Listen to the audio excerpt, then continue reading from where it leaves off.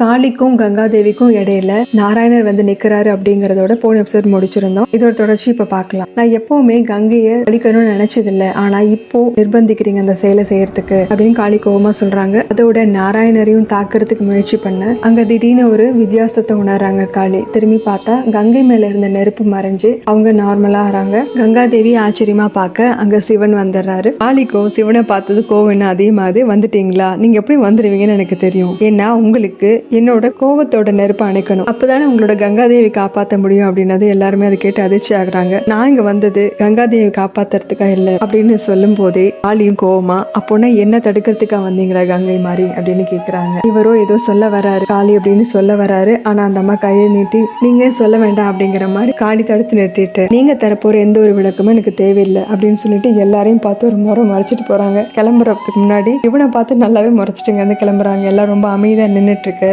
கண்கள் கலங்க அவங்கள பாத்துக்கிட்டு இருக்காரு. மனசுக்குள்ள கௌரி, சிவனும் சக்தி நேரத்துக்கு முன்னாடி ஒரு பெரிய பரீட்சையை நீ கடந்து வந்தாகணும். மகா காளி யுத்தத்துல சந்திக்க போறது மகாதேவரைத்தான். அந்த பரீட்சைக்கு முன்னாடி உன்னை பாக்கணுங்கிறதுக்காக தான் நாங்க வந்தேன். சிவனும் சக்தியும் சந்திக்கிற நேரம் ஒண்ணு வரும், ஆனா ரெண்டு பேரும் ஒருத்தருக்கு ஒருத்தர் எதிராக நின்றுட்டு இருப்போம் அப்படின்னு சொல்லிட்டு அழுகிறாரு. அடுத்த காட்சியில இப்ப மல்லன் மணி இருக்க இடத்த காமிக்கிறாங்க. இங்க வழக்கம் போலவே மணி உங்களோட மகங்களுக்காக காத்துக்கிட்டு இருக்கேன் வாங்கம்மா அப்படின்னு கூப்பிட்டு இருக்கான். அதே நேரம் சரியா அங்க அந்த இடத்துல கல் பாறை எல்லாமே இடிஞ்சு விழுந்துட்டு இருக்குது. மல்லனும் புரிஞ்சுக்கிற மகா காளி அப்படின்னு சொல்றாங்க வந்துட்டு இருக்காங்க அப்படிங்கிற மாதிரி.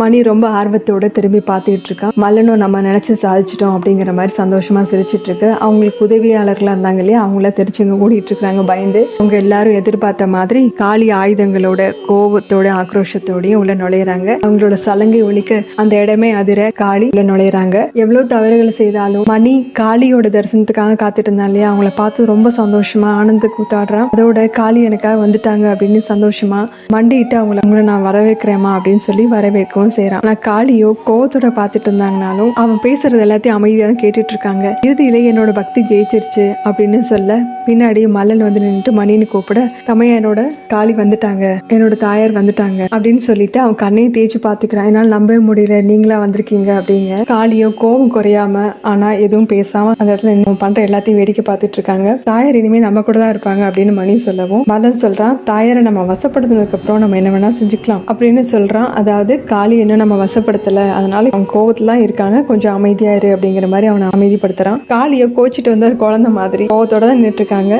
இது எல்லாத்தையும் சிவன் வருத்தத்தோட பாத்துட்டு இருக்காரு. இதோட இந்த எபிசோட் முடியுது. எபிசோட்ல பார்க்கலாம். நம்ம சேனல் லைக் பண்ணுங்க, ஷேர் பண்ணுங்க, சப்ஸ்கிரைப் பண்ணுங்க, பெல் பட்டனை பிரஸ் பண்ணுங்க. தேங்க்யூ.